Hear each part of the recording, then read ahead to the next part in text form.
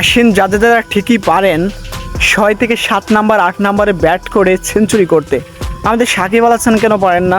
সাকিব আল হাসান দীর্ঘদিন টেস্টে আপার হ্যান্ডে ব্যাটিং করেছেন, বর্তমানে লোয়ার হ্যান্ডে ব্যাট করেন, কিন্তু আগে কিন্তু সাকিব আল হাসান আগেই ব্যাট করেছেন। সাকিবের সেঞ্চুরি যখন টেস্টে 5টা, রবিচন্দ্রন আশ্বিন সেখানে বর্তমানে এই টেস্টটা করে এই টেস্টে সেঞ্চুরি করে 6টা সেঞ্চুরি পুঁজি ফেললেন।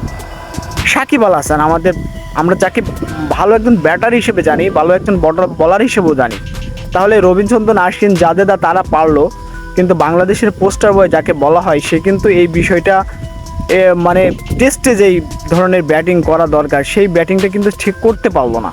সাকিব আল হাসান এর আগেও পাকিস্তান সিরিজে ব্যাটিংয়ে খুবই বাজি করেছে, কাউন্টি লিগ খেলতে গিয়েছে, সেখানেও কিন্তু সাকিব আল হাসান 0 রানে আউট হয়েছেন।